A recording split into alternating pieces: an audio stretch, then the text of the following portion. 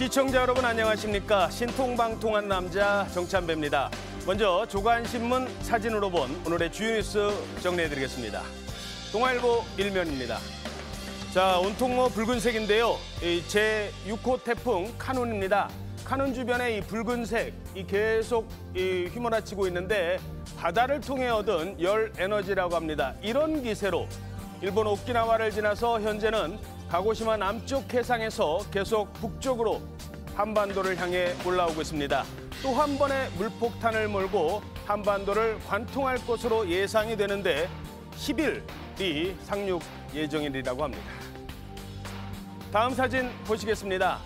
누군가의 입모양을 누구 입이죠? 누구일까요? 바로 오늘 재판을 앞둔 이화영 전 부지사의 입입니다. 그동안 굳게 닫았던 이 입을 열지 관심이 모아지고 있습니다. 자, 오늘은 김성태 전 쌍방울 회장의 증인신문도 예정돼 있다고 합니다. 그런데 어제 오후까지만 해도 출석할 것으로 알려졌던 이화영 전 부지사의 원래 변호인인 법무법인 해광 변호인이 오늘 재판에 이 불출석 사유서를 제출했다고 합니다. 오늘도 안 나온다. 야, 그러면 어떻게 되는 걸까요? 오늘 재판은 또 잠시 뒤에 따져보도록 하겠습니다. 자, 마지막 한 장면 보시겠습니다. 분당 서현역 흉기난동 사건의 피의자 최원종 사진이 공개됐습니다. 왼쪽은 이 주민등록 운전면허증 사진이라고 합니다. 그리고 오른쪽 사진이 검거됐을 때 그 당시의 사진입니다. 구속된 이후에 얼굴 사진이라고 하죠. 이른바 머그샷을 거부했다고 합니다. 그러면서 경찰이 검거 당시 사진을 공개할 수밖에 없었다고 합니다. 창피한 줄은 알았나 봅니다. 자, 네, 오늘 신통방통 이 같은 내용과 함께 대한민국의 오늘을 알 수 있는 다양한 소식 준비하고 있습니다. 그럼 지금부터 대한민국이 잘 보이는 그곳으로 여러분을 모셔다 드리겠습니다. 함께 가시죠.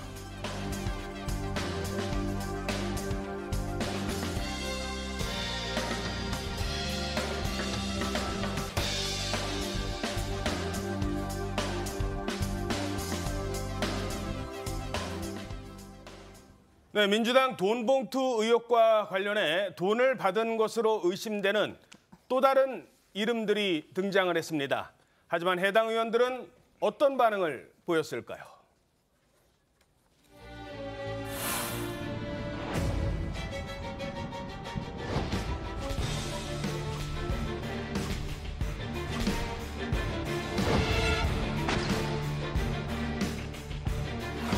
민주당 국회의원들의 양심은 도대체 얼마짜리입니까?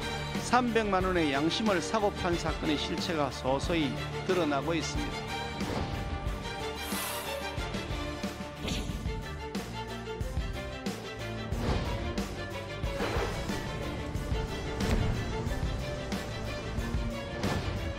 법원 심사에 성실하게 임하고 적극적으로 잘 소명하도록 하겠습니다.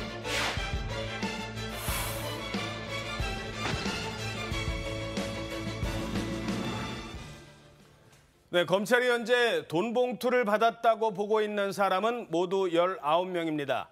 그중에 이미 10명의 이름은 언론을 통해서 나온 바 있는데 이번에 추가로 또 새로운 인물들이 등장을 했어요. 네, 맞습니다. 말씀하신 것처럼 검찰은 돈 봉투를 받은 의원 모두 19명이라고 보고 있죠. 윤관석 의원이 이틀에 걸쳐서 이 돈 봉투를 돌렸는데 하루는 송 전 대표의 지지 모임 10명에게 또 그 다음 날에는 의원회관을 돌면서 9명에게 돈 봉투를 돌린 것으로 보고 있습니다. 이번에 추가로 공개된 게 이 의원회관에서의 9명 가운데 5명입니다. 예. 네, 검찰은 5명의 실명 지금 보여드리고 있죠. 김회재, 김승남, 김윤덕, 이용빈, 민주당 의원과 김남국 무소속 의원을 언급한 것으로 알려졌습니다. 과거에 확인되지 않은 명단이 잠깐 돌기도 했었는데 그 명단과는 조금 다릅니다. 예. 자, 김남국 의원도 이름이 거론이 되는 것 같은데 검찰이 실명까지 언급을 했다. 그만큼 자신 있다, 뭐 이렇게 봐야 되는 건가요? 네, 이게 사실이라면 워낙 좀 파장이 큰 만큼 검찰도 좀 신중했을 것 같은데요. 일단 검찰은 앞서 구속된 이정근 전 사무부총장의 녹취록을 가지고 있죠. 이 분량도 어마어마합니다. 여기에 더해서 의원회관 압수수색 과정에서 확보한 출입 기록이 있고요. 그리고 관련자들의 진술 등을 좀 밀어볼 때 검찰은 해당 의원들이 돈을 받은 정황이 있는 것으로 파악하고 있습니다. 그렇군요. 자, 하지만 실명이 거론된 사람들, 이 의원들은 뭐 일제히 사실이 아니다 이렇게 주장하고 있어요. 예, 이 5명 이제 새로 나온 분들이 이제 기자들이 취재를 들어갔겠죠. 이런 사실이 있습니까? 근데 모두 다 입장문을 내기도 했고 이렇게 대답을 하기도 했는데요. 예. 뭐 여러 가지 내용들이 있습니다. 김효재 의원은 보도 내용이 사실이라면 사퇴하겠다 이렇게 좀 강수를 던졌고요. 뭐 이용빈 의원 같은 경우는 카더라식 내용을 그냥 이제 사실 확인도 없이 기사화했다 이렇게 주장하고 있고 김남국 의원도 뭐 황당하다 이런 얘기들을 다 하고 있습니다. 그리고 뭐 김승남 의원 같은 경우 뭐 당시 내가 선거관리위원이었는데 어떻게 그렇게 캠프에 돈을 받을 수 있었겠느냐 뭐 이런 얘기를 하기도 했고요. 김윤덕 의원은 본인은 어차피 송영길 당대표와 뭐 관련도 없고 다른 대표 후보를 돕고 있었다 이런 식으로 여러 가지 입장을 내놓으면서 절대로 받은 적이 없다라고 주장은 하고 있습니다. 받았다는 사람은 한 명도 예. 안 나왔어요, 아직. 예, 그렇습니다. 자, 5명까지 이름을 공개를 했는데 이쪽에서는 받은 사람은 없고 준 사람만 있고 누구 말대로 지금 뭐 돈봉투 뭐 보물찾기라도 해야 되는 건지 이쯤 되면 민주당 내에서도 뭔가 파악되는 게 좀 있지 않을까 싶은데 민주당은 어떤 입장이에요? 지금 말씀하신 것처럼 해당 의원들은 모두 입장문을 내고 좀 전면 부인하고 있죠.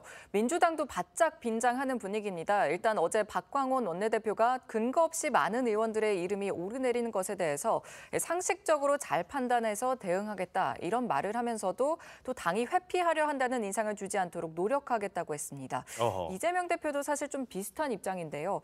이재명 대표는 3박 4일간의 여름 휴가를 마치고 어제 복귀했죠. 실명이 언급된 의원들에 대해서 이재명 대표는 당에서 파악된 건 없다고 말했습니다. 직접 들어보시죠. 검찰이 돈봉투 받은 19명 명단 공개했는데 어떻게 보셨습니까? 검찰은 증거로 말하는 게 좋습니다.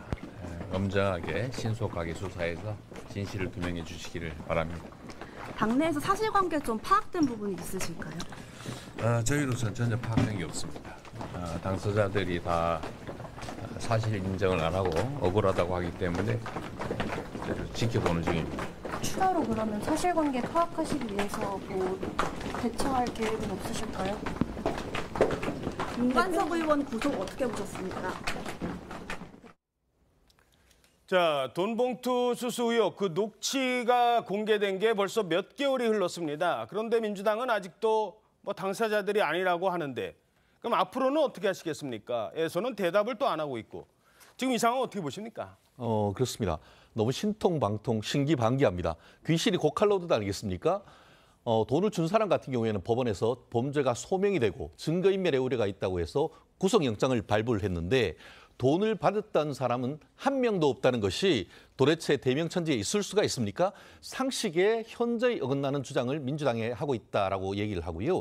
좀 전에 지금 그 이재명 대표 같은 경우에는 당에서 파악한 것이 있느냐 했더니만 없다고 했지 않습니까? 예. 파악한 것이 없다는 것이 아니고 파악할 생각이 없는 거죠. 한마디로 수수방관하고 있다라고 지금밖에 볼 수가 없는 것 같은데요. 사실 이 부분과 관련해 가지고는 민주당이 문 닫아야 된다, 간판 내려야 된다라는 얘기가 나올 수밖에 없지 않습니까? 사실 예전 같은 경우에 현재 국민의힘의 전신이라고 할 수 있는 신한국당, 이른바 차떼기 정당이라고 했을 때 민주당이 뭐라고 했습니까? 문 닫아라 해서 실제로 문 닫고 천막 당사 치고 그렇게 해서 국민의 어떤 그 눈높이에 맞춘 다음에 새로운 어떤 선택을 받았던 적이 있는 것 같은데요. 민주당도 그 정도의 어떤 혁신의 어떤 행위를 보여주지 않는다고 하면은 이것은 계속 국민의 의혹을 계속 키울 수밖에 없기 때문에 계속 지금 검찰의 어떤 수사를 입만 볼 것이 아니고 자체 내부적인 어떤 대응을 통해 가지고 어떤 국민에게 답을 내놓는 것이 합당한 시점이 아닌가 생각합니다. 환골 탈퇴해야 된다. 자, 어떻게 보십니까? 뭐 더불어민주당 입장에서는 이 문제를 대단히 엄중하게 보고 있죠. 그래서 이 돈봉투 사태가 벌어졌을 때 당대표께서 직접 국민께 사과도 하셨고 송영길 전 대표의 조기 귀국도 요청을 했었고요. 그리고 조속한 수사도 촉구한 바 있습니다. 그리고 이런 도덕성 회복을 위해서 혁신위가 이제 출범하고 지금도 이제 활동하는 그런 계기가 되게 됐었는데요. 다만 이제 이제 거명되고 있는 19명의 의원들에 대해서는 일단은 본인들이 모두 다 지금 부인을 하고 있잖아요. 그리고 이것도 검찰발 기사를 통해서 확인되고 있는 것이지 정확한 물증에 의해서 확인된 건 아니란 말이죠. 그래서 당 같은 경우는 아시겠지만 뭐 강제 수사권이 없기 때문에 본인들의 진술에 의존할 수밖에 없는 또 한계들이 있습니다. 그렇기 때문에 지금은 당에서 이렇게 진실을 규명하고 있는 것이 현실적으로 불가능한 측면이 있어서 조속하게 검찰에서 수사를 통해서 밝히는 것이 중요하다라고 보고요. 그리고 지금 현재 이제 자금을 조달했다라고 하는 강래군 전 감사, 그리고 전달책이라고 하는 이정근 전 부총장, 그리고 뭐 전파했다라고 하는 돈을 뿌렸다고 하는 윤관석 의원까지 다 구속되어 있지 않습니까? 그리고 검찰에서도 증거가 차고 넘친다라고 했어요. 그렇기 때문에 지금 검찰에서 할 것은 자꾸 이렇게 이게 뭐 영장실질심사에서 이 19명의 의원들의 명단이 공개됐다는 것인데 그것이 저희가 봤을 때는 검찰을 통해서 언론에 누출된 거 아니냐라는 저희는 의혹을 좀 갖고 있는데 그렇게 언론을 통해서 수사인 정치를 할 것이 아니라 조속히 수사해서 증거에 의해서 수사하고 기소해서 빨리 이 문제의 진실을 규명하는 것이 필요하다 이 말씀을 드립니다. 예, 그렇습니다. 사실 좀 전에 이재명 대표 같은 경우에는 검찰은 증거로 말하는 게 좋다라고 얘기를 했는데요. 어땠습니까?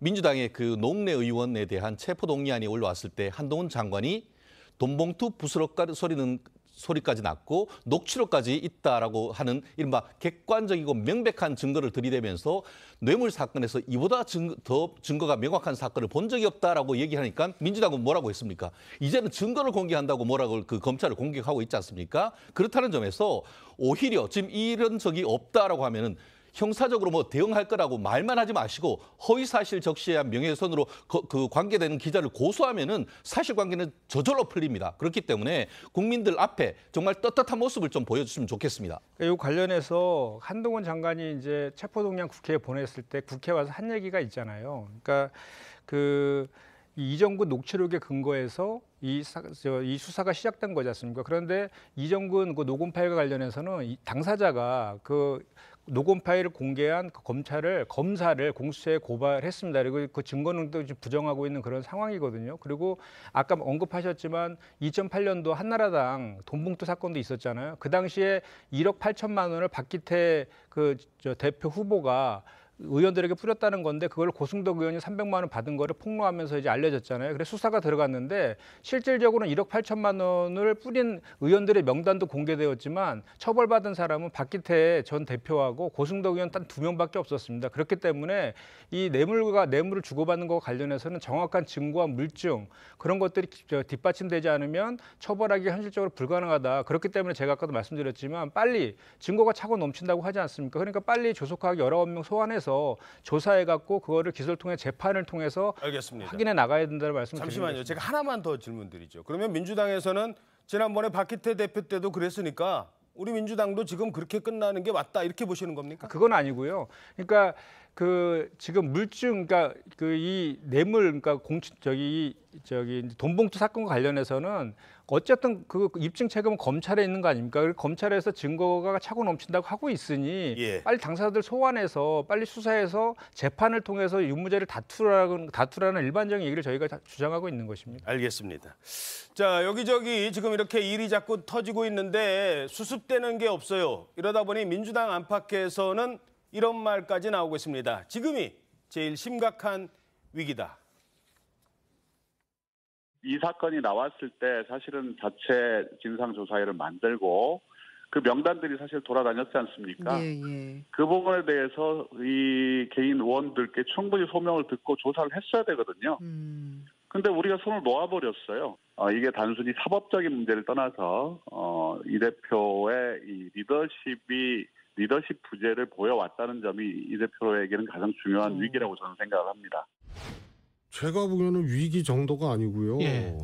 거의 지금 1리터 남은 휘발유 또 지금 소진되고 있는 자동차가 이재명 대표 체제로 사법 리스크 문제가 아니고 이 이재명 대표 체제로 총선 치르면은 진다. 그러면은 못 버티는 거예요. 자, 차 운전할 때 그 기름 다 떨어지면 이게 땡땡 소리 나잖아요. 기름 넣으라고. 지금 최재성 전 의원 같은 경우에는 거의 뭐 지금 1리터밖에 안 남았다. 차에 그만큼 위기다라고 얘기하는데 민주당의 위기의식 어떻게 보세요? 지금 이게 문제가 되는 것은 사실 어떻게 보면 이재명 대표가 정말 직접적으로 연관된 사건이 아님에도 불구하고 지금 리더십이 완전히 무너졌다는 얘기거든요. 지금 이렇게 나가는 것은 뭐 본인의 사법 리스크도 있지만 지금 이런 상황에서 예전 같으면 이재명 대표가 정말 이건 정치 검찰에 뭐 이런 식으로 강공을 펼쳐야 되는 상황에서 지금 좀 굉장히 소극적이지 않습니까? 이런 이유는 지금 이제 민주당이 좀 동력을 많이 잃어버렸다. 이 얘기를 이제 최재성 전 의원이 좀 지적을 한 것 같습니다. 예. 자, 그런가 하면 이재명 대표를 위협할 수 있는 또 다른 재판이 지금 오늘로 예정이 돼 있습니다. 저도 모르겠어요. 왜 저 사람이 저렇게 됐는지 모르겠습니다. 결국은 잡아다가 놓고서는 들들 볶아갖고 이재명 방북 진술을 이끌어내려고 한 거 아닌가 이렇게 저는 의심이 되고요. 아마 검찰에서 변호사한테 어떤 조언을 했을 것 같아요. 이렇게 네가 이재명 방북 그거를 불면은 이거는 이렇게 해주겠다라는. 제가 변호사님한테 전화를 드렸어요. 이게 어떻게 된 거냐 그랬더니 뭐 이화영 씨가 이미 진술을 해서 자기는 할 수가 없대요. 그거 본인하고 확인을 해보고 얘기를 하셔야죠. 변호사 입이 곧 이화영 입인데 네. 제가 강하게 항의를 했어요. 예.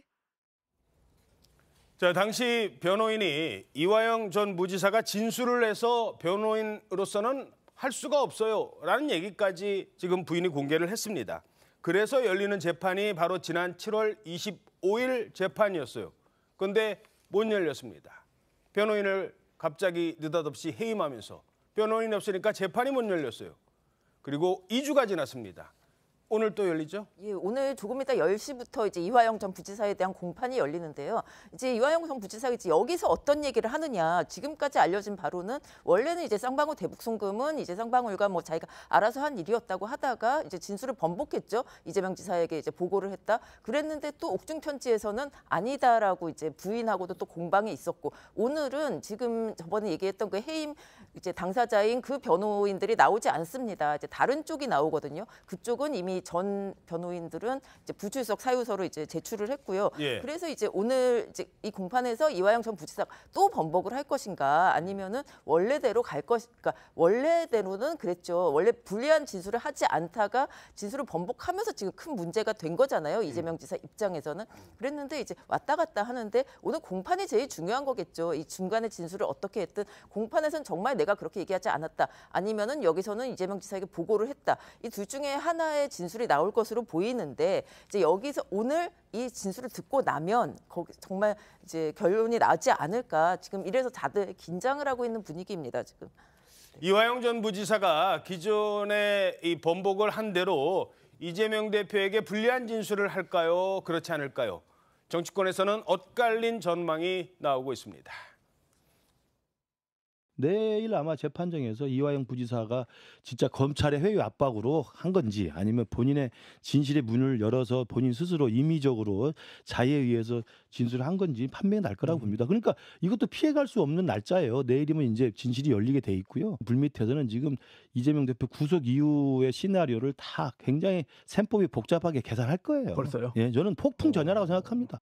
이화영 부지사가 지금 굉장히 곤란한 상황에 있습니다. 왜냐하면 굉장히 수사도 받고 있고 가족, 네. 부인, 아들, 주변 지인들 다 이제 수사 대상에 올라 있거든요. 구속 만기 직전에 뭔가 이제 진술을 하고 플리바겐을 하는 거 아니냐 이제 이런 논란이 있을 수 있어서 저는 이화영 부지사의 진술이 어떻게 되든지 간에 이건 네. 큰 영향은 없을 거다 이렇게 보고 있습니다.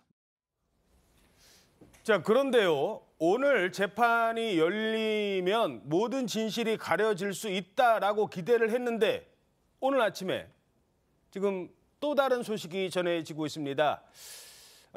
이화영 전 부지사의 변호인, 이 변호인의 행보인데요. 이 변호인이 앞서 이화영 전 부지사 부인과 해임을 당했던 그런 변호인인데 지금 이 재판에 오늘 재판에 또 불출석 사유서를 제출했다고 합니다. 그래픽 준비되어 있습니까?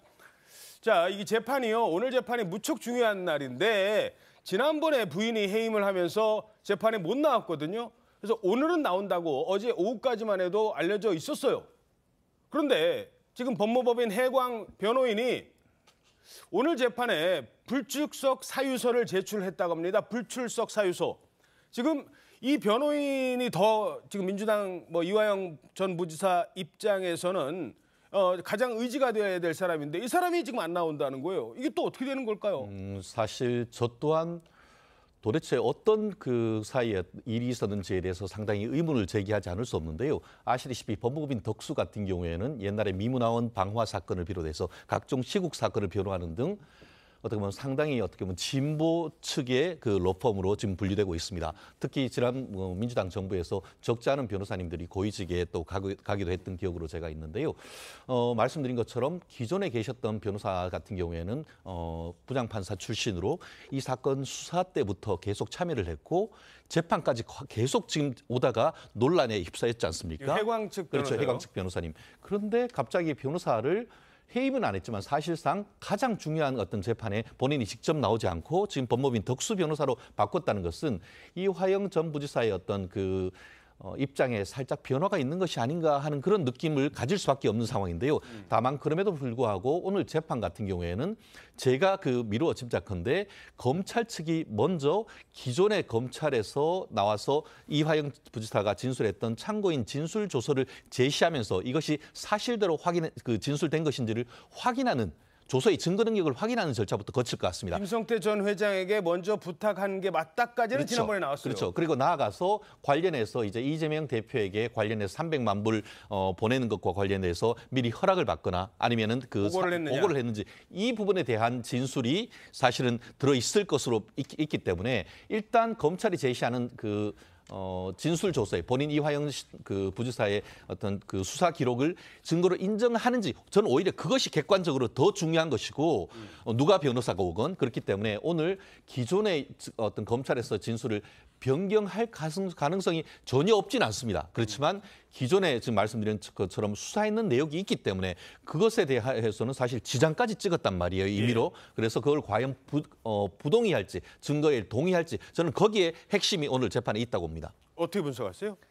일단 지금까지 확인된 내용은 옥중 편지, 이화영 전 부지사의 옥중 편지를 통해 가지고 19년도에 이제 필리핀에서 김성태 전 회장에게 이재명 대표의 당시 도지사의 방북을 위해서 좀 애써달라 이 얘기한 것까지가 지금 옥중 편지를 통해서 확인된 내용이고요. 예. 그 내용을 이재명 당시 도지사에게 보고했다든지 또는 방북 비용을 대납해달랐다는 얘기는 없습니다. 그건 부정하고 있기 때문에 오늘도 특별한 사정이 없으면 그대로 진술할 가능성이 저는 높아 보이고요. 그 과정 속에서 이화영 부인께서 검찰의 해이와 압박, 의혹을 제기했었잖아요. 그런데 그 과정에서 좀 이상한 일이 벌어진 것은 뭐냐면 일단 이화영 부인에 대해서 그동안은 참고인이었던 것을 피의자로 입건을 했습니다. 검찰에서. 이미 입건했었죠. 아니 이미. 최근에 했죠. 최근에 며칠 전에 갑자기 이제 최근에 알려진 거고. 6번이나 불출석했어요. 6차례 불출석해서 최근에 이제 그걸 피의자로 입건했다라는 것인데 그것도 이제 한켠에서는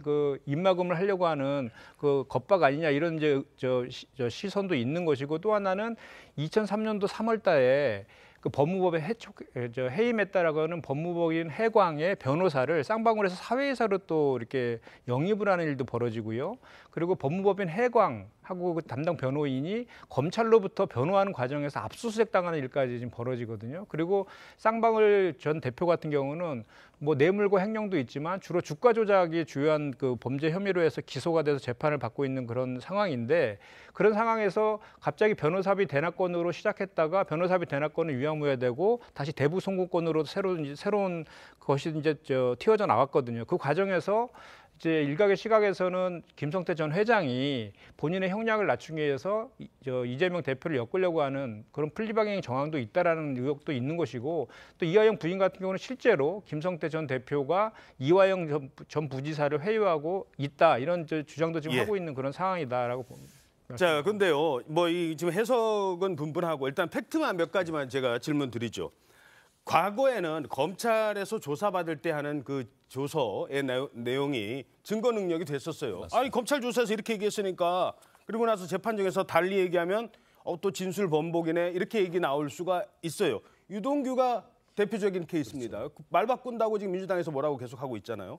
그런데 지금 이제 법이 바뀌어서 이화영 전 부지사는 검찰에서 무슨 얘기를 했든 검찰 진술 조서가 증거 능력이 될 수 있습니까?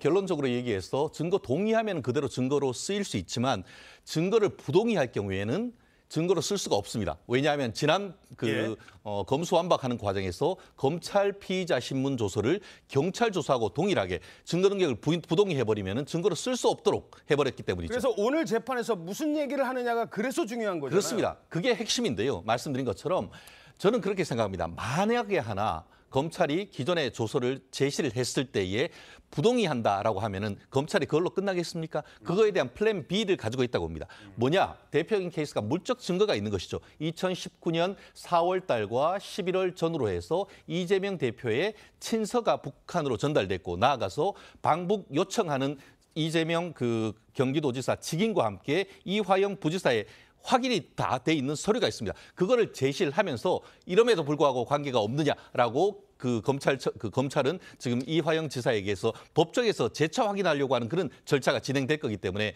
저는 오늘 정말 이화영 부지사의 명운을 가름하기도 하지만 이재명 대표 나아가 민주당 리더십의 명운을 가를 수 있는 굉장히 중요한 8월 8일이라 이렇게 말씀드리고 싶습니다. 저도 한 말씀만 좀 드릴게요.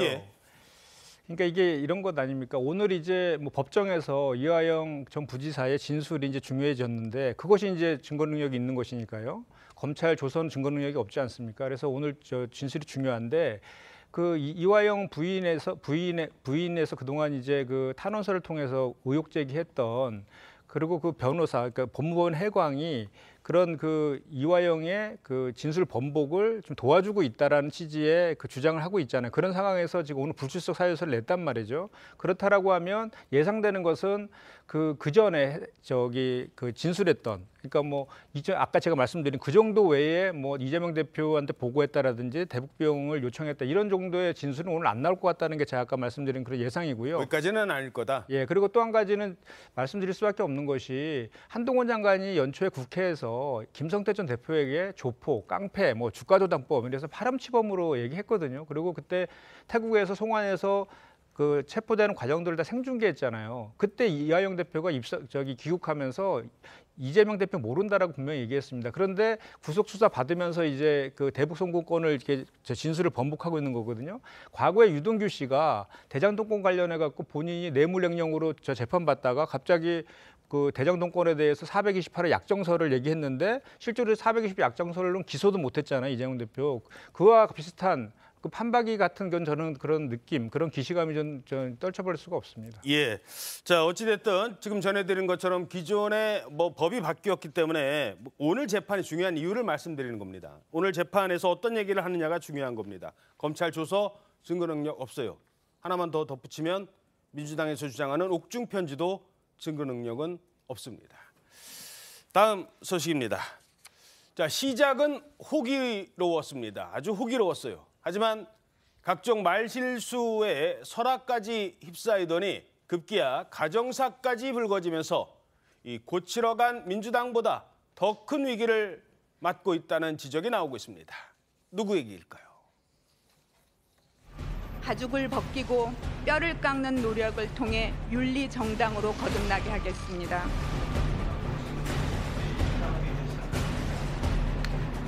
그다음에 엄마 나이로 여명까지로 해서 비례적으로 투표를 하게 해야 된다는 거예요. 그 말은 되게 합리적이죠. 네, 교수라서 조금 철없이 지내서 정치 언어를 잘 모르고 이게 뭐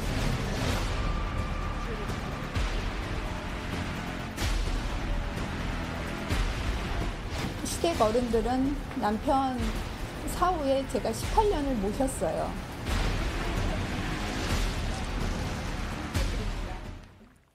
자, 김은경 위원장의 마지막 저 말, 시댁 어른을 18년을 모셨어요.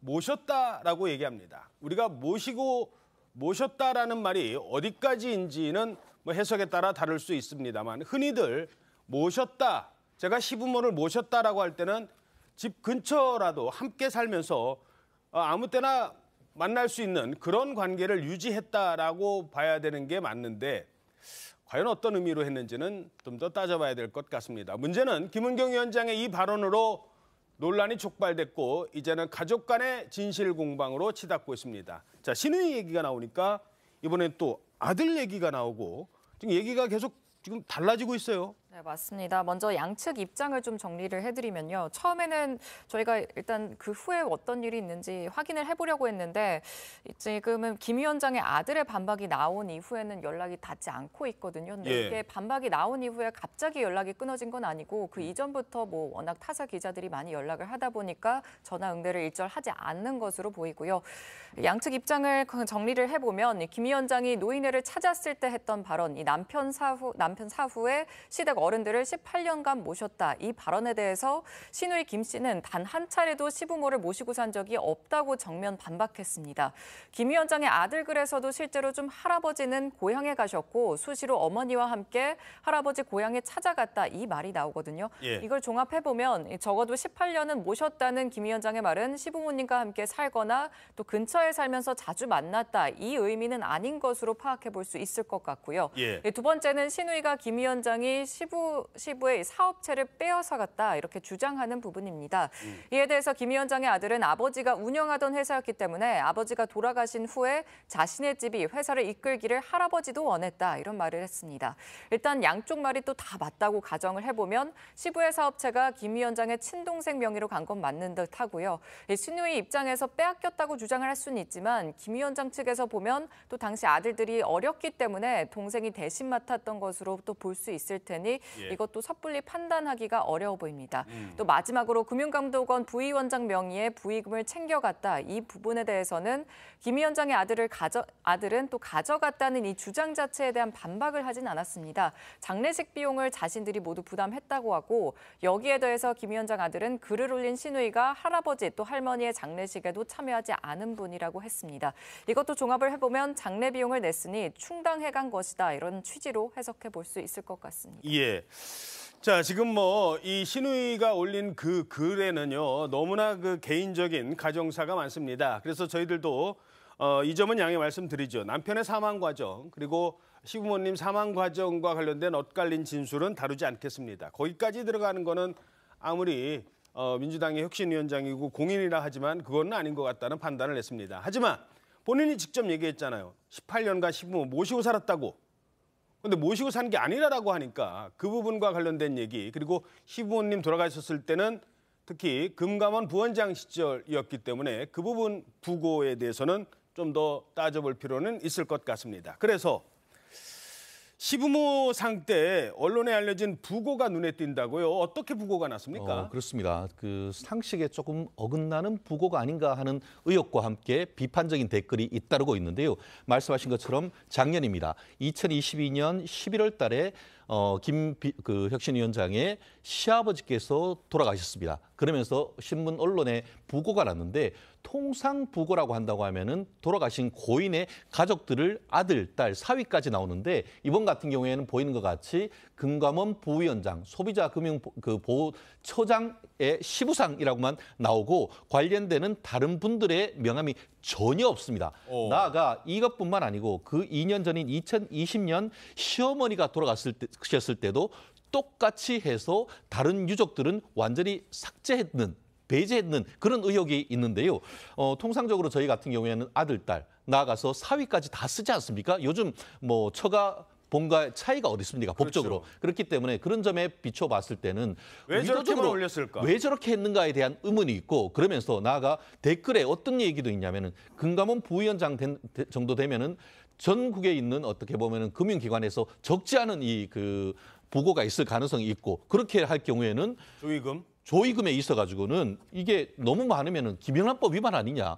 이런 얘기까지 있을 정도로 물론 지금 얼마인지는 확인이 안 돼요. 확인이 안 되죠. 그래서 수사해야 된다는 할 정도로 이와 같은 부고에 대한 비판적 댓글이 굉장히 많은 상황이 된 것 같습니다. 그때가 이제 코로나 시기였다고 하던데 권서진 기자도 이렇게 뭐 한 가지만 우리가 부모님, 시부모님을 모신다라고 표현을 할 땐 아 제가 시부모님 모시고 살아요라고 할 때는 그게 서로 저기 뭐 지방에 계시고 이쪽에 있는데 떨어져 있는데 모신다고 표현을 하나요? 어떻게 그렇지 아십니까? 않습니다. 뭐 저도 누군가의 뭐 이제 며느리이기도 하지만 보통 모신다고 하면은 이제 같은 집에서 그리고 뭐 맞벌이면은 또 육아의 도움도 얻을 수 있기 때문에 같이 살지만 또 모신다고 할 수도 있어요. 같이 살거나 아니면 같은 동네 살면서 자주 이제 들여다보고 아니면 뭐 신세도 질 수도 있죠. 이런 경우에 이제 모신다고 하지. 지금 이 상황에서는 보면은 어떻게 생각해 보면 그럴 수도 있겠습니다. 본인은 이제 남편이 이제 사망을 한 이후에도 계속 연락을 하고 지냈다. 가끔 가보기도 했다. 이런 차원에서 모셨다는 말을 썼는지는 잘 모르겠지만 이게 통상적으로 벌어지는 모셨다. 이런 얘기하고는 완전히 좀 동떨어져 있다. 굳이 이제 여기서 문제는 안 해도 되는 말을 했다는 거. 본인이 변명하려고 어떻게 보면 거짓말이죠. 우리나라에서 모셨다는 게 연락만 한다는 게 모신다는 것은 결코 아니거든요. 그럼 저도 모시고 산다고 얘기를 해도 되는데 이제 그것이 아니기 때문에 지금 도덕성 논란이 빚어졌습니다. 예, 알겠습니다. 자, 큰아들이 모셨냐, 작은아들이 모셨냐 이런 얘기들 하잖아요. 그렇죠. 그럼 누가 함께 살았냐는 의미거든요. 그렇습니다. 뭐 함께 살았다든가 병원비를 계속 댔다든가 요양원에 모시더라도 뭐 이런 일도 있을 수 있겠죠. 근데 통상적으로 그리고 우리가 너무나 당연하게 생각하는 모셨다 이것하고는 거리가 좀 멀다고 보입니다. 예. 자, 노인 폄하에 의해서 개인사까지 도덕성 논란이 이어지고 있는 가운데 이번에는 교수라서 철이 없어서 그 얘기했었잖아요. 한국 여교수 연합회가 목소리를 냈습니다. 저도 곧 60입니다. 사실은 노인의 반열에 곧 있으면 가는데 교수라서 조금 철없이 지내서 정치 언어를 잘 모르고 교수라서 철없이 지내고 정치 언어를 잘 몰랐다며 사과를 합시고 교수 집단까지 무시하고 깎아내린 김은경 위원장은 정당의 혁신과도 배치되고 교육자로서도 자격 미달입니다. 김은경 위원장은 교수직을 내려놓고 정치를 하십시오. 부끄러움을 느끼고 물러나십시오. 야, 이번에는 또 교수님들이 화가 났어요. 아니, 교수가 철이 없는 집단입니까? 당연히 이 얘기 나오죠. 지금 분위기가 상당히 안 좋아요. 예, 그러니까 김은경 혁신위원장이 그동안 학자로 계속 교수로 재직하시다가 이제 혁신위원장을 당의 요청으로 혁신위원장을 맡아서 이제 언론이라든지 또는 각종 간담회에서 발언할 기회들이 많이 있는데 그런 정치적 합법의 위숙함 때문에 이제 논란들이 많이 생기고 있는데 사실은 첫 번째 발언도 그 청년들의 정치와 투표 참여를 독려하는 그런 거에 강조점이 있었는데 짧은 기간이라는 불필요한 발언을 해서 또 오해를 샀고 또 그거에 대해서 어르신 폄하 발언에 대해서 그 사과에 대한 진정성을 좀 더 보태기 위해서 한 발언이 또 철없는 교수라서 그렇게 실수한 거다라고 한 또 불필요한 발언 때문에 또 이런 오해를 사고 또 대한노인에 찾아가가지고 또 본인이 정말 그 어르신들을 잘 공경하는 마음을 갖고 있다라는 그런 그 표현을 하기 위해서 시부모 공약 문제를 했다가 또 시누이로부터 또 이렇게 의혹 제기를 받고 있는 이런 상황들이 좀 안타깝긴 합니다. 근데 이제 그 세 가지 내용들의 공통점을 보면 본인이 하려고 했던 내용들을 강조하기 위해서 그 비유한 내용들 때문에 논란이 있는 거잖아요. 그렇죠. 그래서 저는 사실 이번에 그 철없는 교수 그 발언도 사실은 그 사과의 진정성을 좀 더 부각시키기 위해서 한 발언이지 그거에 대해서 뭐 교수를 폄하하거나 비하하려는 의도는 전혀 없었다라고 저는 생각합니다. 다만 이제 저는 한 가지 좀 말씀드리고 싶은 것이 우리 김은경 혁신위원장이 이런 그 뭐 실언이라든지 또는 실수 이런 것들에 대해서의 비판은 얼마든지 해도 좋고 또 그렇게 본인이 잘못한 부분에서 사과도 했지 않습니까? 그리고 저 교수와 관련된 발언도 필요하다면 더 사과도 해야 된다고 생각합니다.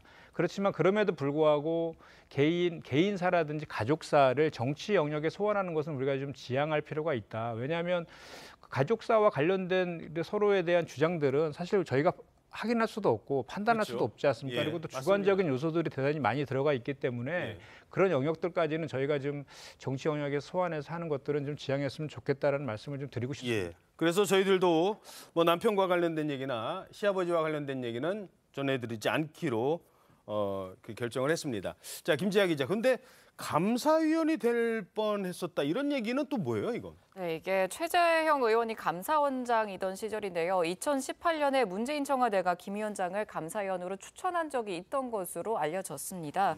네, 최 의원이 감사원장을 취임한 직후였는데 당시 최 의원이 청와대 김은경 위원장은 감사위원으로 적절하지 않다 이렇게 전한 것으로 또 반려를 했고 또 이후에 강미나 이대 행정학과 교수와 손창동 전 의원이 또 임명이 됐습니다. 당시 강 교수는 여성 최초 감사위원으로 화제가 됐었는데 예. 이후에 2020년 김 위원장은 여성 최초 금융감독원 부원장으로 임명이 됐습니다. 예. 자, 김은경 위원장을 둘러싼 논란 이렇게 계속되면서 국민의힘에서는 이재명 대표까지 겨냥하고 나섰습니다. 혁신을 주도한다는 사람이 노인 비하 발언으로 세상을 시끄럽게 하더니 이를 수습한다며 대한노인회를 방문하고 사과하면서 했던 시부모 18년 부양도 새빨간 거짓이라는 주장이 제기됐습니다. 이쯤 되면 자신이 문제만 일으키는 천덕꾸러기 신세가 되었음을 인지해야 마땅할 것입니다. 천안함 막말의 이대경 위원장에 이어 노인 비하, 시부모 논란의 김은경 위원장까지 이재명 표 인사를 관통하는 키워드는 폐륜입니다. 한국 정치가 최소한의 도덕성을 회복하기 위한 첫 단추는 이재명 대표가 역사의 무대에서 사라지는 것입니다. 이재명 대표는 휴가 중에 지금의 상황을 주시하면서 고민을 했을 겁니다. 그래서 기자들이 질문을 했어요. 휴가에 복귀한 뒤에 어떤 입장을 내놓을지. 하지만 이런 입장만 나왔습니다. 김은경 혁신위원장 관련해서 그 노인 폄하 논란이랑 이제 가족사 폭로 관련해서 이어지고 있는데 네, 좀 신중하지 못한 발언 때문에 마음에 좀 상처를 받았을 분들이 계십니다. 유감스럽게 생각합니다. 직접 사과하실 의향은 없으신가요? 네, 유감스럽게 생각합니다. 위원장님 경질 의견에 대해서 어떻게 보실까요? 대표님도 노인회 방문하실 계획 있습니다.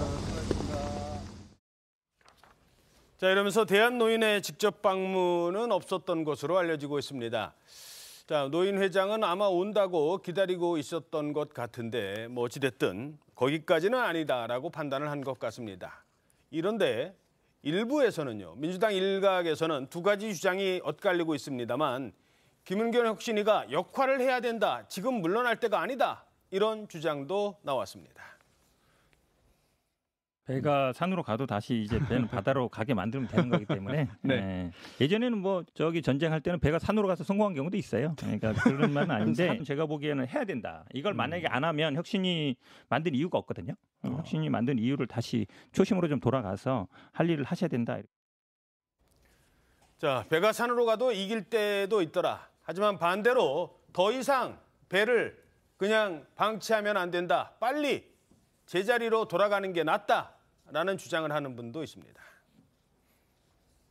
원래부터 기대도 하기 어려웠습니다. 왜냐하면 이재명 대표 체제를 전제로 하니까 이거는 뭐 기대를 넘어서서 당에 그냥 해악을 여기저기 끼치고 있으니까 네. 뭐 빨리 종료를 해야 되겠죠. 예. 본인들도 이게 본업이 아닌데 빨리 돌아가시기를 바랍니다.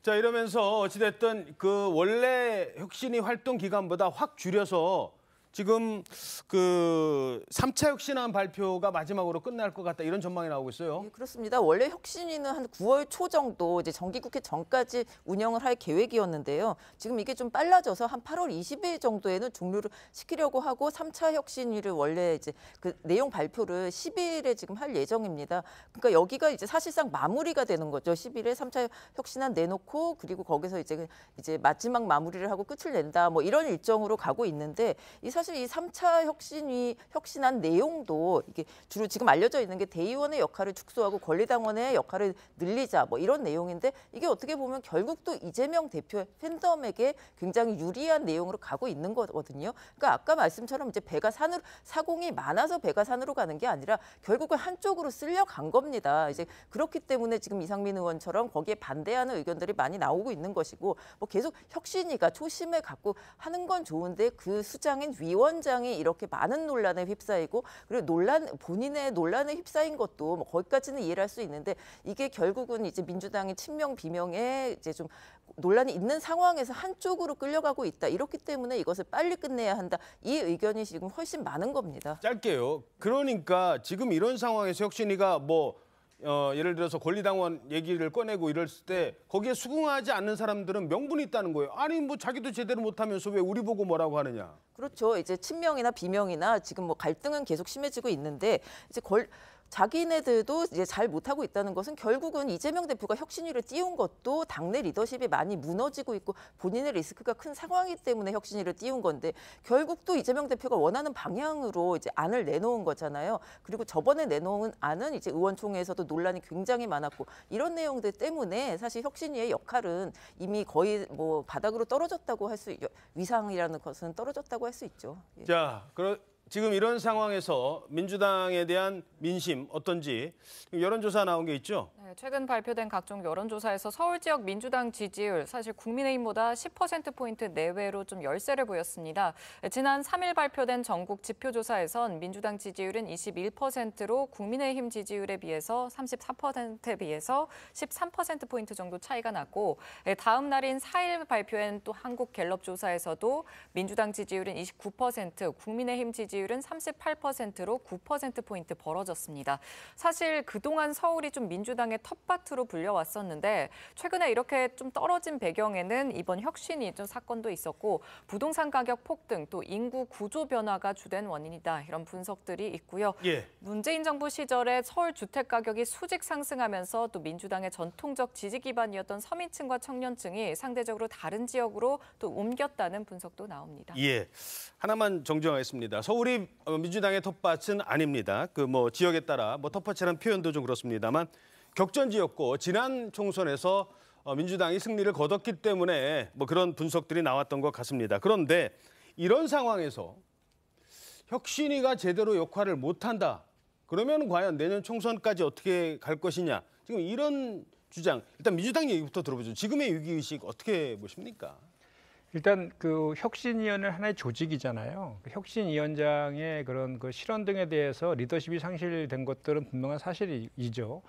그런데 이제 혁신위원회에서 그동안 다양한 그 당내의 인사들에 대한 의견들을 수렴해가지고 그리고 이미 장경태 혁신위원회가 있었던 40여 가지의 혁신안도 지금 다 받아서 다 충분한 검토를 한 상태였거든요. 그 상태에서 이제 초선이라든지 재선이라든지 이렇게 현직 의원들과 또 원외 인사들 그리고 지역에 있는 당원들과의 간담회를 통해서 그 도출된 혁신안들에 대한 의견들을 좀 청취해서 마무리를 지려는 그런 과정이었거든요. 그런 과정에서 이런 이제 실험 문제가 터져 나와가지고 이제 그 간담회 등의 일정들은 이제 취소하고 또 이렇게 혁신위가 논란거리를 있어서 오랫동안 지속하는 것이 당에도 도움이 되지 않기 때문에 이미 도출된 혁신안들에 대해서 조기에 좀 발표하고 마무리하려고 하는 것이 이제 민주당의 그 입장입니다. 그래서 중요한 것은 이제 앞으로 총선과 관련해서는 이게 도출된 혁신안의 내용들이 실제로 내용들에 대해서 국민들에게 제대로 평가를 받고 이게 국민 눈높이에서 민주당이 혁신하는구나라는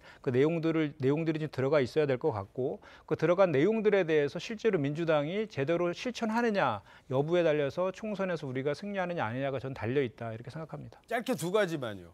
지금 이른바 그 원로들 올드보이의 귀한 해가지고 지금 막 출마 선언하시는 분들 많아요. 그 부분에 대한 평가는 어떻게 보십니까? 지금 사실은 총선의 가장 큰 성패는 얼마만큼 물갈이를 하느냐에 달려 있었거든요. 그동안 역대 총선들을 보면 그런 시대적인 흐름과는 사실 맞지 않는 측면은 있습니다. 그런데 그것들에 대해서 국민적인 이제 그 정서라든지 국민들의 여론들이 있을 거기 때문에 저는 그런 것에 대해서 당사자들이 현명하게 판단하지 않을까 그렇게 기대합니다. 또 하나는 지금 이재명 대표가 총선에서 뭔가 국민들에게 감동을 줘야 하지 않느냐 그러면서 나오는 겁니다. 이게 현실성을 떠나서 불출마 얘기도 나오던데 어떻게 보세요?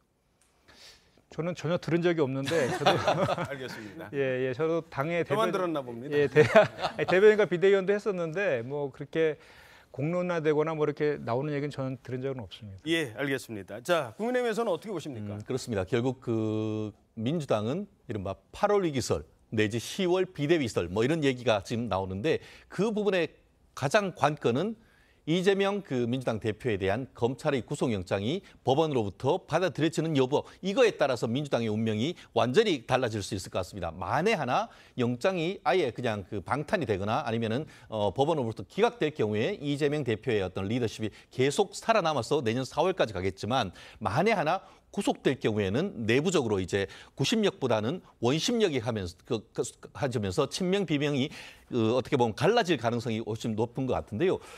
나아가서 지금 그 혁신위의 역할을 얘기를 하는데 혁신위는 사실상 식물화돼 있죠. 그래서 무익한 것을 넘어서 유해한 존재가 되어버렸다라는 것이 지금 오히려 일반적인 견해가 아니겠습니까? 그렇기 때문에 이제 같은 경우에는 다른 어떤 그 리스크보다는 이재명 대표의 리스크가 훨씬 더 부각되는 전국으로 이번 가을이 갈 가능성 훨씬 높지 않을까 예측을 합니다. 짧게 저도 하나만.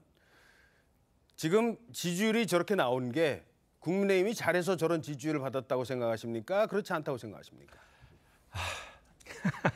그럴 턱이 있겠습니까? 결국 국민의힘으로서는 더더욱 열심히 하는 모습, 특히 이번 지금 태풍이 올라오는데 그거에 대한 대비, 나아가서 이번 잼버리 행사에 대해서 이 문제가 해서 지금 서울로 다 상경하게 된 다음 이런 부분에 대한 대책, 결국 민생 대책과 대외 정책을 어떻게 하느냐에 따라서 앞으로 어떤 이 지지율이 계속 이어지느냐 아니면은 다시 오히려 민주당에게 꺾이느냐 부분이 있기 때문에 이것은 국민을 위해서 정말 오직 국민의 눈높이에 맞는 정책을 해나가는 그런 모습으로 겸손하게 나갈 필요가 있는 것이죠. 알겠습니다. 위기의식은 어느 당이나 필요한 것 같습니다. 자, 이런 가운데 민주당 최강욱 의원이요, 청와대 공직기강 비서관 시절에 문재인 전 대통령과 나는 대화를 공개했습니다. 그런데 이 대화 들어보면요, 윤석열 당시 검찰총장이 나와요. 그러면서 이런 대화가 눈길을 끌고 있습니다. 윤석열 검찰총장의 임명을 두고는 사회적 진통과 논란이 적지 않았습니다. 혹시 그때 결정을 좀 후회하시는지? 드렸던 그 외에 뭐 추가할 이야기가 있다면 그건 나중에 회고로 해서나 해야 되는지 모르겠습니다. 중대 흠결로 보고를 했는데 문재인 대통령은 왜 최종적으로 선택했을까요? 저로서는 뭐 알 수 없는 부분인데 그렇지만 나중에 애초에 내 구상은 실패했고 내가 검찰총장 임명을 후회한다라는 말씀을 한 적이 있습니다. 말씀. 대통령께서. 그건 누구한테 한 얘기? 저한테. 개인적으로? 저희 민정수석실의 비서관들한테 이렇게 위로 겸 격려 겸 식사를 주신 적이 있는데 그게 시점이 그 자리에서 언젠가요? 조국 장관이 퇴임한 그로부터 얼마 되지 않은 시간. 그렇군요. 글쎄요, 임명한 걸 후회한다? 이런 얘기. 일단 저 얘기가 갑자기 어디서 어떻게 나온 거예요? 사실 이게 왜 이 시점에 얘기했는지 또 왜 얘기했는지 정치적 해석은 조금 조심스럽거든요. 이 발언은 지난 6일에 공개된 한 언론 인터뷰에서 문재인 정권 당시 윤석열 검찰총장 임명, 또 조국 법무부 장관의 내정부터 또 사퇴에 얽힌 비화를 소개하면서 나온 내용입니다. 당시 최 의원이 들으신 것처럼 윤 후보에 대해서 이 중대 흠결에 해당해서 부적격이라는 보고서를 여러 차례 올렸다고 주장을 했는데 최 의원은 그 이유에 대해서 특수부 검사로 수사만 하는 게 아니라 여러 가지 검찰 문제에 끼어서 정치를 한다.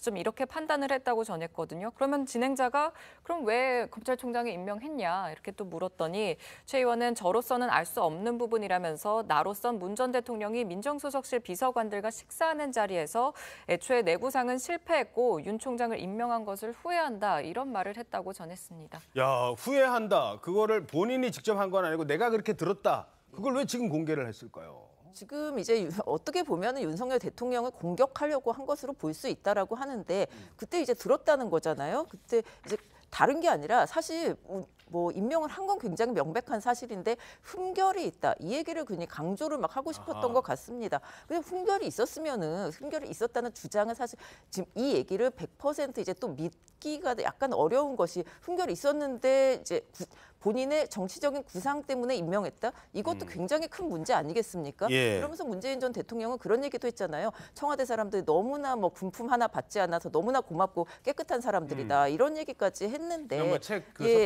이런 얘기를 이제 했을 것인가. 그리고 약간의 이제 최강욱 의원이 뭐 이렇게 의심하기는 좀 그렇지만 약간의 의역을 한 것이 아닌가 이런 생각도 들기도 하고. 의역이라 하면 본인 생각대로 해석을 했다. 약간 그런 식으로 이게 또 지금 당장의 얘기가 아니잖아요. 어제 그제 들은 얘기가 아닌데 물론 뭐 언론 인터뷰에서 그런 질문을 받았기 때문에 이렇게 대답을 한 것이라고는 하지만 사실 뭐 윤 대통령에 대해서 이제 좀 이런 얘기를 하고 싶었던 것이 아닌가. 그리고 그 민주당이 지금 공격하는 거 맨날 이제 장모님 얘기하고 뭐 이제 영부인 얘기하고 이렇게 하잖아요. 이런 것들을 이제 좀 공격하기 위한 또 트리거가 아닌가 이런 생각도 좀 듭니다.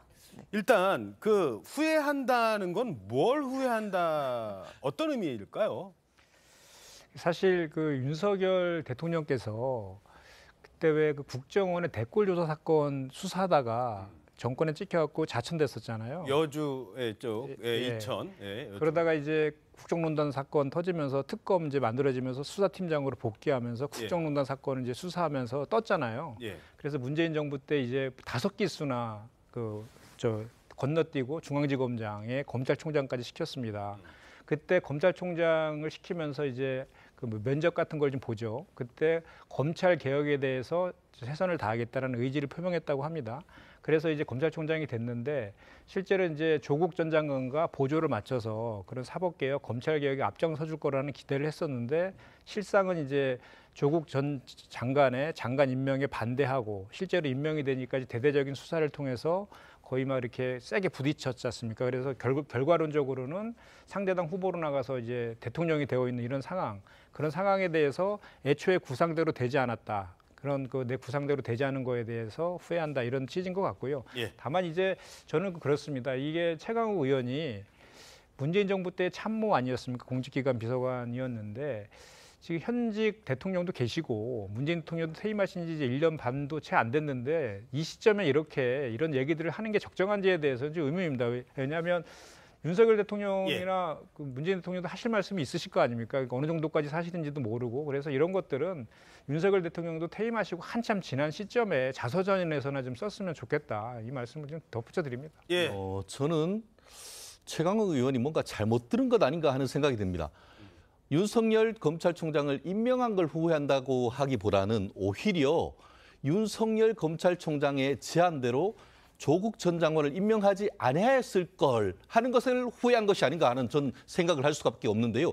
어떻게 됐습니까? 결국 문재인 정권이 5년 만에 문을 닫은 것은 조국 전 장관 사태 때문은 아니겠습니까? 후회할 것은 윤석열 대통령을 검찰총장으로 임명하는 것이 아니고 오히려 조국 전 장관을 법무장관으로 강행했던 이 부분에 대해서 후회한다는 것이 오히려 상식에 맞지 않겠습니까? 자, 어찌됐든 문재인 전 대통령 요즘 움직임이 좀 있다고 합니다. 그 소식 간단히 전해드리죠. 퇴임 후에는 잊혀지고 싶다던 문재인 전 대통령. 하지만 자의반 타의반으로 정치권으로 계속 소환되고 있습니다.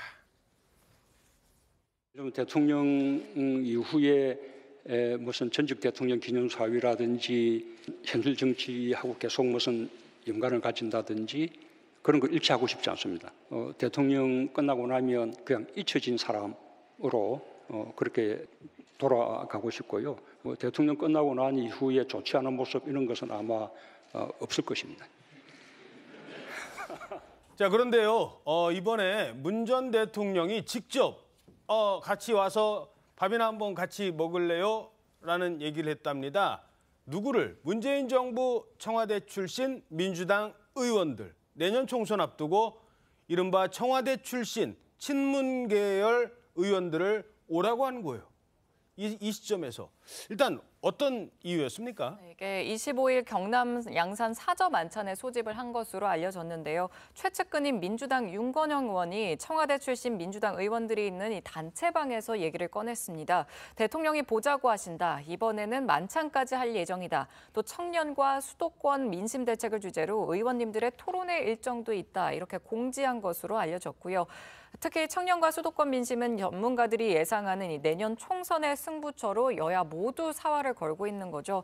민주당 김한규 의원과 김영배 의원이 각각 관련 주제의 토론 발제를 맡아서 준비할 것으로 전해졌고 사실 앞서 저희가 들은 것처럼 문 전 대통령이 잊혀진 사람처럼 지내고 싶다 이런 말을 했는데 계속해서 이렇게 모습을 드러내니까 정치권에서는 반응이 좀 엇갈리고 있습니다. 그렇죠. 지금 임감한 시점에 지금 친명, 비명 뭐 이런 얘기 나오는데 게다가 이낙연 전 대표까지 다시 등장을 했고 이번에는 문재인 전 대통령까지. 자, 원래 문 전 대통령 양산에 거주하면서 뭐 다큐에도 좀 출연한 적이 있고요. 카페를 열어서 활동을 계속 이어오기는 했었습니다.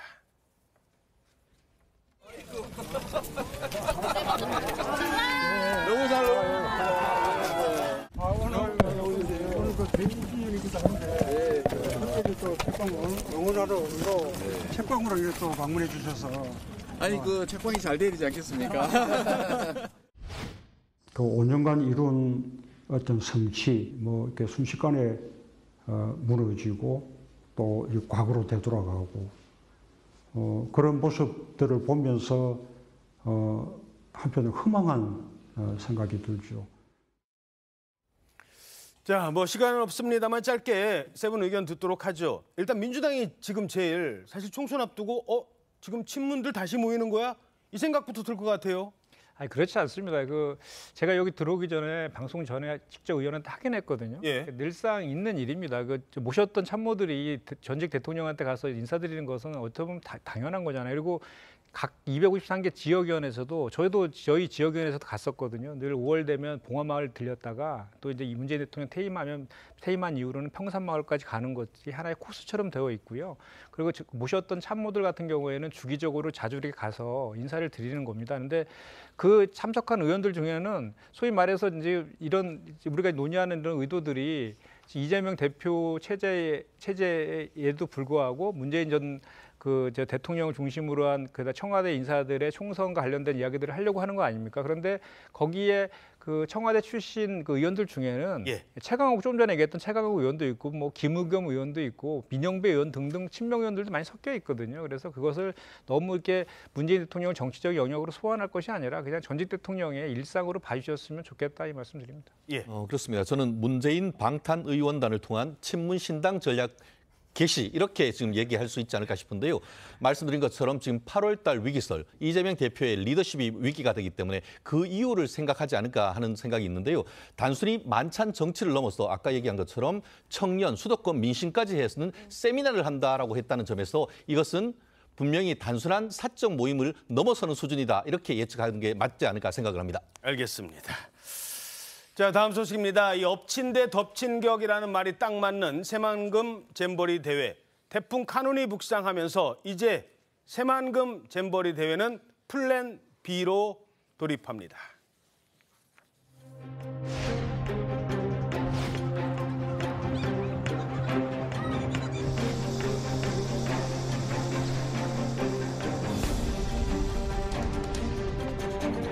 태풍 카눈의 한반도 통과 예보에 따라 잼버리 행사를 새만금 영지에서 조금 더 안전한 다른 장소로 이동하는 것이 필요하다는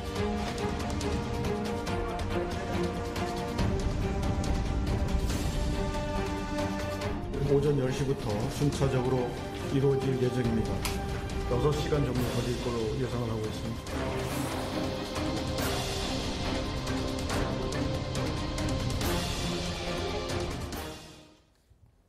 예.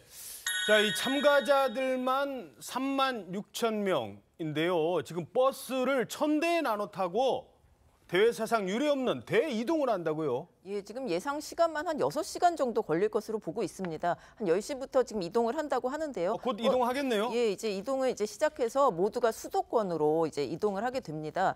수도권으로 이동하는데 이것도 워낙 큰일이다 보니까 안전과 질서 유지를 위해서 뭐 경찰, 소방 당국이 모두 출동을 합니다. 관계기관 협조가 이제 철저하게 이루어질 예정이고요.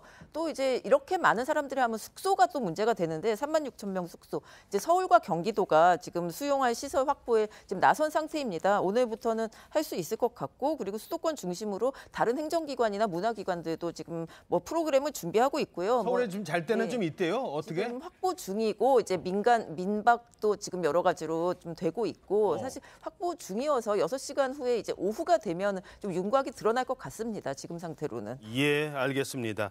지금 뭐 더위 때문에 그리고 또 올라오는 태풍 때문에 원래 계획대로는 제대로 진행은 못했습니다. 결국 플랜 B. 그런데 이 참가자들이 제일 좋아하는 게 뭐죠? 한국에 와서 꼭 보고 싶은 거. 그렇죠. K-팝, 이 콘서트 요거만큼은 좀 잘 치러서 그래도 갈 때 그래도 한국에 오길 잘했네. 요 얘기만 들었으면 합니다. 뭐 그다음에 잘했네 잘못했네 요거는 나중에 따지고요. 손님부터 잘 모신 다음에 따져야 될 것 같습니다. 다음 소식입니다. 최근 흉기 난동 사건으로 불안해서 못 살겠다라는 분들 많으신데요. 이러다 보니 참 이런 일까지 생기고 있습니다. 자라보고 놀란 가슴, 소뚜껑 보고 놀란다. 전경원 기자입니다.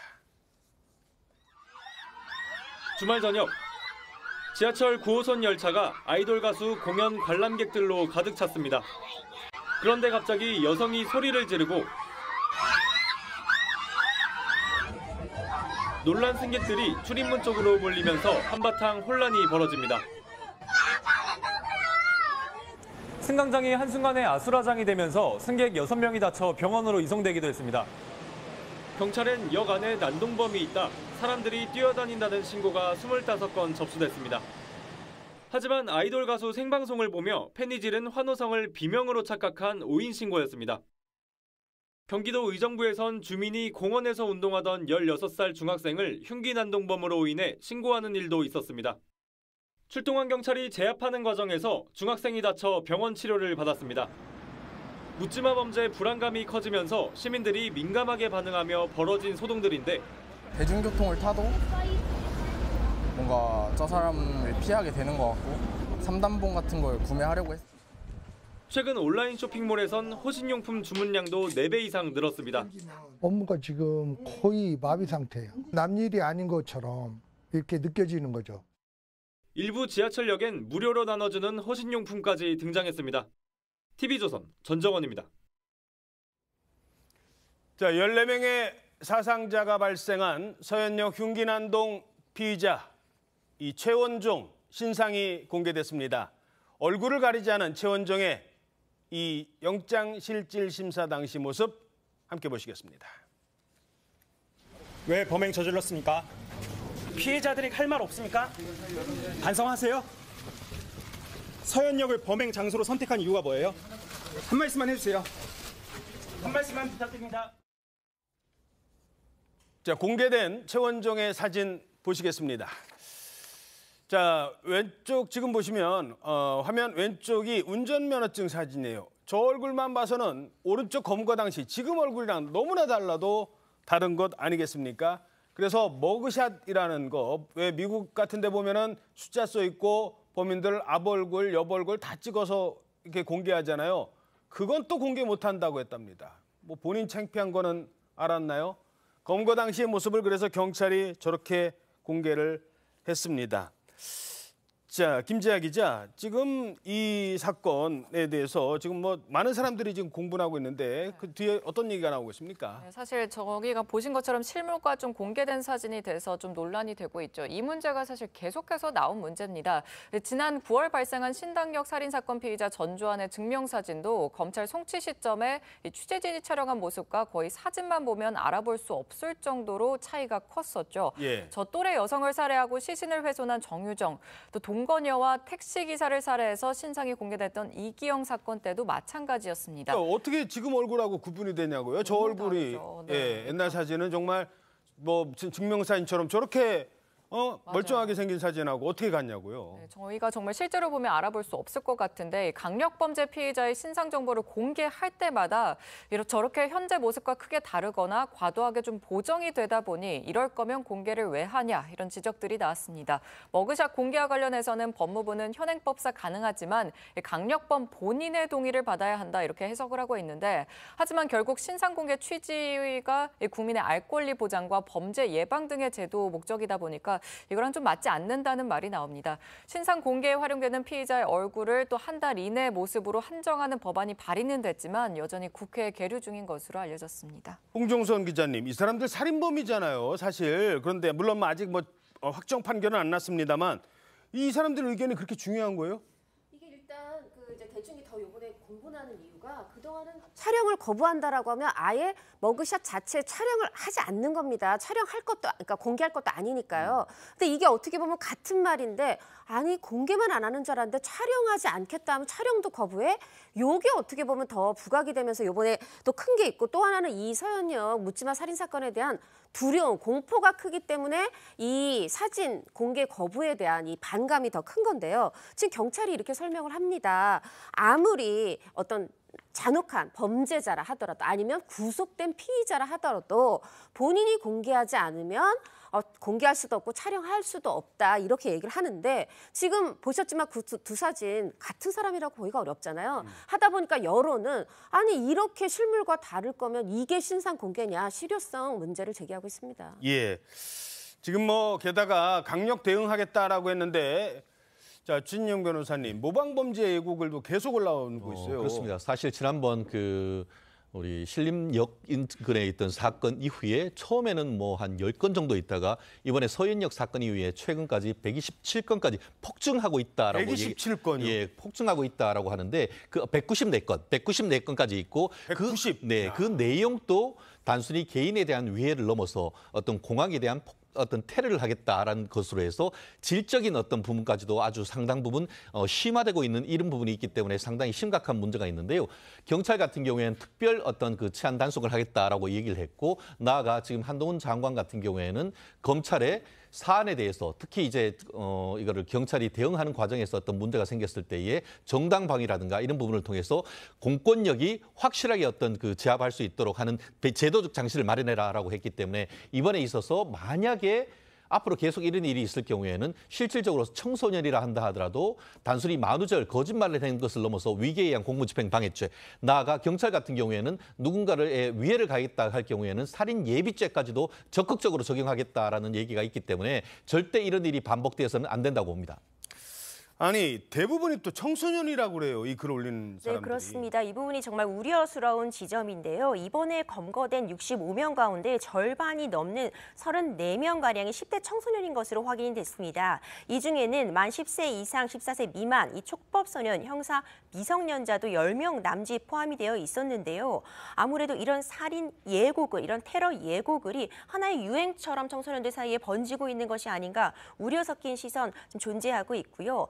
이런 행동을 하다가는 강력하게 처벌될 수 있다는 점을 학교에서도 또 부모님도 거듭 강조해 주실 필요 있을 것 같습니다. 그래놓고 잡히고 나면 장난이에요. 이렇게 하면 끝날 일은 아니잖아요. 그렇습니다. 지금 이 청소년들 사실 검거되고 나서는요. 단순히 호기심에 그랬다 이렇게 얘기를 하고 있는데 호기심에 버릴 일이 아닌 게요. 이런 신고가 있으면 이제 경찰력들이 동원이 되기 때문에 위기에 의한 공무집행 방해 내신 정통망법 위반, 협박죄까지도 이제 고려가 될 수 있거든요. 이런 부분 다시 한번 강조드리고 싶습니다. 예, 알겠습니다. 자, 다음은 사고 소식입니다. 경남 창원에서요. 택시 한 대가 정말 엄청난 속도로 달려와서 시내버스 그리고 승용차를 들이받는 사고가 있었습니다. 이 사고 당시의 아찔한 상황 CCTV에 담겨 있었습니다. 자, 지금 화면을 보시면 차들이 천천히 움직이고 있는데 갑자기 저쪽에서 택시 한 대가 왼쪽에서 제가 말을 지금 이어갈 수가 없습니다. 엄청난 속도로 저 6km에서 저 스피드로 저 버스를 들이받은 거예요. 사고 충격으로 이 다음 모습이 정말 충격적이었습니다. 택시가 어떻게 됐느냐. 지금 거의 형체도 없이 저 버스를 들이받았고 저 버스는 바퀴가 튀어져 나갔대요. 택시는 형체를 알아볼 수 없을 정도가 됐습니다. 불꽃이 저렇게 일어나면서 순식간에 불이 붙었고 결국은 큰 인명피해로 이어졌습니다. 자, 일단 어떤 사고였습니까? 네, 지난 3일 저녁 7시 24분경에 발생한 사고인데요. 정말 충격적인 모습이죠. 창원 마산회원구의 한 사거리에서 역주행 충돌 사고가 발생을 했습니다. 택시가요, 정말 총알처럼 빠른 속도로 도로를 역주행해서 달려오면서 2차로에서 우회전을 기다리고 있던 승용차를 1차로 이제 추돌을 하였고, 이 모서리를 추돌한 후에 1차로에서 신호 대기를 받고 서 있던 버스의 측면을 정말 강하게 들이받은 큰 사고가 발생했습니다. 인명피해도 많았다면서요? 네, 일단 안타깝게도 이 택시에 타고 있던 승객이 사고 당일이었던 5일 저녁에 바로 사망을 했고요. 그리고 이 택시를 운전한 이 운전자는 다음 날 6일 오전 6시에 또 사망을 했습니다. 그래서 사망자가 2명으로 늘었는데 지금 이제 오른쪽으로 우회전하던 그 승용차 먼저 쳤잖아요. 예. 여기에 탑승자 3명 있었고 그리고 버스를 쳤는데 버스에 다행히 그래도 승객이 3명밖에 없었어요. 3분 계셨고 버스 기사 1분. 이렇게 해서 모두 7분은 경상이라고 합니다. 아이고, 그래도 진짜 정말 큰 사고였어요. 아니 근데 궁금한 게 택시가 왜 택시잖아요. 근데 왜 저렇게 빨리 달렸을까요? 그러니까 CCTV 영상 보신 것처럼 저 택시가 사실 정말 총알같이 빠른 속도로 돌진하잖아요. 예. 이 인근에서 사실 비슷한 사고가 좀 있었다고는 하는데 저 속도를 봤을 때는 전기차 커뮤니티 등에서는 이 택시의 급발진을 의심하고 있습니다. 당시 전기차인 택시에 브레이크 등이 들어왔지만 속도는 줄어들지 않았다는 주장도 있고요. 경찰은 택시에서 블랙박스를 회수해서 근데 또 칩이 칩이 파손됐다고 해요. 아이고, 블랙박스 칩이 없어요 또? 네, 그래서 국립과학수사연구원에 차량 분석을 의뢰한 상태라고 합니다. 예, 워낙 큰 사고다 보니 칩이 빠졌답니다. 블랙박스에서. 자, 다음 소식입니다. 자, 유럽에 혹시 여행 가시거나 이랬을 때 우리 한국 사람이 당황하는 게 있대요. 뭐냐? 뭐 기차역이나 이런 데 화장실 있잖아요. 당연히 거기 들어갈 수 있겠지 하고 딱 가면 잠깐 돈을 받아요. 1유로씩 조그만한 돈을 받아요. 돈 내고 들어가는 곳이 많습니다. 그런데 유럽이나 그런 줄 알았는데 우리나라에요. 화장실 좀 쓸게요 했더니 돈 내놔, 돈 내놓으라고 이렇게 한 곳이 있대요. 아니, 우리나라에 그런 곳이 있어요? 거기가 어딘데요? 바로 노인정에서 그런 일이 있었습니다. 노인정? 네, 한 온라인 커뮤니티에 올라온 얘긴데요. 한 가족이 제주도를 찾았다 벌어진 일입니다. 관광지 인근에서 아들이 화장실이 급하다고 해서 인근 노인정을 찾아갔는데 당시 건물 안에 계시던 할아버지 한 분께서 할아버지 한 분께 화장실 이용해도 되냐 이렇게 여쭤봤다고 합니다. 예. 그런데 이때 할아버지가 화장실 사용할 때 이용료를 내야 한다 이런 말을 했다고 합니다. 아, 화장실 쓰려고? 돈 내놔 그랬대요. 아니, 설마 농담이었겠지. 농담 아니었습니다. 그래요? 그런데 일단 아이가 급하니까 엄마는 일단 화장실에 데리고 가서 볼일을 받고 나오면서 어르신께 인사시키면 되겠지. 감사 인사 해야지 했더니 아니 무슨 소리냐. 화장실 이용요금 내놔라 하면서 근데 돈도 아니었어요. 돈은 돈인데 그냥 화장실 딱 이용요금이 아니라 거기 할머니가 손으로 뜬 가방을 사라고 했답니다. 잠깐만, 화장실 이용료 그래 얼마? 뭐 100원 드릴까요? 했더니 그게 아니에요? 네, 가방 이거 손으로 뜬 거 10,000원, 15,000원인데 뭐가 비싸냐? 늙은이한테 뭐 이 정도 돈도 못 주냐? 이렇게 했다는 거여서 저걸 사라고? 네, 급하게 오느라고 이 뭐 현금도 카드도 없다 그랬는데도 불구하고 이게 농담이 아니라 진짜로 저 가방을 사라고 해서 지금 건 가방이 그분이 사가지고 찍은 가방입니다. 저 결국 샀대요? 10,000원을 주고 샀습니다. 10,000원 주고 샀대요, 저 가방을? 아니, 거의 강미 아닙니까? 화장실 한번 썼다가 저 가방까지? 그런데 그 다음 상황이 더 충격적이라고요. 네, 그렇습니다. 이제 이 어머니는요, 상황을 좀 잘 마무리해 보고자 이제 어르신께 제가 지금 이걸 사겠는데 급하게 나오다 보니 차에다가 휴대폰도 두고 왔고 또 이제 지갑도 두고 왔다 이렇게 양해를 구했더니 이제 어르신께서는 그냥 도망가면 어떡하냐. 나는 못 믿겠다. 못 믿겠다. 그러면서 이제 휴대폰 번호를 알려달라고 하신 거예요. 그래서 그 번호를 알려드리고 전화를 거셨더니 당연히 차에 있으니까 아무도 받지 않잖아요. 그럼에도 계속해서 내가 어떻게 믿냐 이렇게 하셔서 결국 이제 실강이를 가다가 차에 가셔서 핸드폰과 지갑을 가져오시고 결제를 해오셨는데 이 과정에서 이 아이가 화장실에 가고 싶었던 아이가 좀 눈치를 보는 상황. 내가 지금 화장실 나 때문에 괜히 엄마가 그런 그렇죠. 생각 들죠. 그렇게 좀 아이가 주눅든 모습을 보니 안타까웠다 이런 얘기를 전하셨거든요. 근데 후에 또 이제 후기를 전하시면서 이 가방 사진도 첨부하시면서 나는 이 화장실 한 번 이용하는 거지만 주변에서 관광객들이 이렇게 매일 몇 명씩 몇십 명씩 이용한다면 이분들도 불편할 수 있겠다. 나도 다소 이해가 간다 이렇게 또 누그러진 마음도 전하셨습니다. 아니, 아무리 그래도 가방까지 사라고요? 그건 좀 너무하신 거 아니에요? 그렇죠. 근데 또 이제 약간 여론도 좀 갈리고 있는데 처음에는 아니 지금 화장실 이용했다고 물건을 강매해 이게 오히려 신고 대상이다. 이제 이렇게 얘기하시는 분도 계신데 아니 지금 유명 관광지 공중 화장실이 없는 게 문제가 아니냐. 오히려 그게 문제고 이 노인들 입장에서 보면 너무 많은 분들이 하루에 여러 명이 오고 그거 다 소도요금 내고 청소하려면 힘드실 것 같다. 이렇게 이제 공감하는 분도 있는데 제가 보기에는 이분은 내가 낸 게 10,000원이라고 생각하니까 화장실 이용 요금을 10,000원으로 생각한 것 같아요. 근데 노인분들은 아니 지금 우리가 공짜가 아니라 가방을 줬는데 화장실 이용료는 그냥 서비스다. 그렇죠. 이게 조금 생각이 다른 것 같은데요. 제가 보기엔 차라리 만약에 수도요금이나 정말 노인분들의 청소가 힘들다면 저는 소액으로 뭐 100원이든 200원이든 정말 차라리 돈을 받든가 이용료를 받는 게 좋을 것 같습니다. 물론 공중 화장실이 생겨야겠고요. 알겠습니다. 그러니 뭐 어르신이 저렇게 안 비싸 10,000원밖에 아니요. 그런데 화장실 산 가격치고는 너무 비싼 거 아닌지 생각은 해봤습니다. 좀 세상이 좀 각박해지긴 한 것 같아요. 노인정이 저러면. 근데 이렇게 각박한 뉴스만 가득한 가운데 그래도 요즘 이 친구들 보면서 위안을 얻는다, 웃음 나온다는 분 많은 것 같습니다. 전 국민의 사랑을 한 몸에 받고 있는 푸바오 가족들 이야기입니다.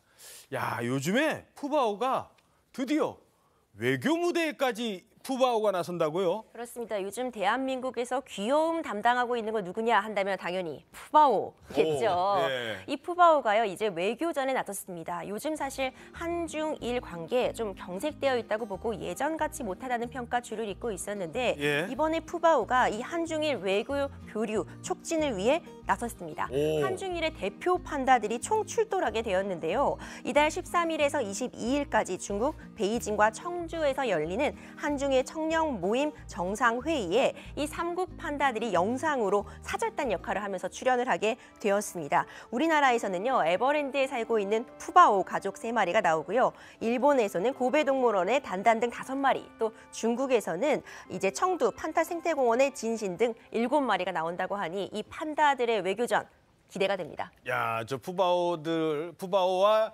진신 그리고 단단. 누가 통역을 할지는 잘 모르겠습니다. 네. 근데 이게 푸바오가 사실 우리나라뿐만 아니라 중국에서도 인기가 많죠. 중국에서 아주 인기가 많습니다. 그 사육사하고 아버지와 딸 같은, 할아버지와 딸, 그 손녀 같은 모습으로 굉장히 인기가 많아서 실제로 인기 투표를 했는데요. 2위를 차지했어요. 오. 그런데 그러면은 근데 거기서 별명이 있습니다. 재벌집 공주 판다. 우리 사육사분이 너무너무 공주 잘해주시잖아요. 판다. 그래서 네. 재벌집 공주 판다인데 네. 그럼 아니 우리 푸바오가 2위면 1등은 누굴까? 허화라는 이제 중국에 있는 이 판다인데 몸집도 작고 나이는 같아요. 푸바오랑. 제? 네, 3살인데 허화. 몸집이 작고 남동생이라든가 주변 판다한테 음식을 뺏겨도 한 번도 화를 안 내서 성격이 너무 착하고 좋아서 네 인기 순위 1위입니다. 우리 지금 장난기 많고 행동도 느린 푸바오하고는 좀 다르죠. 그리고 그럼 3등은 누굴까? 3등도 있어요. 네, 멍란인데 멍란은 베이징에 있습니다. 나이가 이 두 1, 2, 멍란 나와봐. 네, 제군요. 3살하고 달라. 8살입니다. 8살인데 이제 지금 베이징에 그 등이 있는 가렵나? 네네 네. 있는 곳이 시즈먼이라는 거리라고 그래요. 그래서 시즈먼 태자라고 불리는데 네. 굉장히 등치도 크고 오, 크네. 그런데도 굉장히 활발하고 막 이래가지고 또 인기가 높다고 합니다. 이야, 그렇군요. 푸바오의 인기. 자, 등 좀 긁어줘야 될 것 같아요, 쟤는. 자, 다음은 이 삶의 터전이 송두리째 사라진 어느 가옥의 이야기입니다. 알래스카로 가보시죠. 자, 현장 화면부터 보시겠습니다. 집이 막 무너져요. 지금 어떤 상황입니까, 지금? 네, 너무 충격적인 상황이었죠. 현지 시각으로 5일 미국 알래스카주노 2층 규모의 고급 주택이 강변에 아슬아슬하게 걸쳐져 있다가 잠시 후 집이 폭삭 내려앉았습니다. 이제 흰 먼지만 날리고 있는 그런 영상 화면 보실 수 있는데요. 이 호수 수위가 정말 역대 최고 수위까지 올라가게 되면서 이런 고급 주택조차도 정말 힘없이 무너져 내린 그런 상황 보실 수 있습니다. 자, 지구온난화가 진짜 이제 여기까지 왔다니까요. 알래스카의 빙하가 녹아서 결국 주민들이 대피를 합니다. 다행히 저 안에 사시는 분들은 미리 대피를 했다고 합니다. 1분 뒤에 돌아오겠습니다.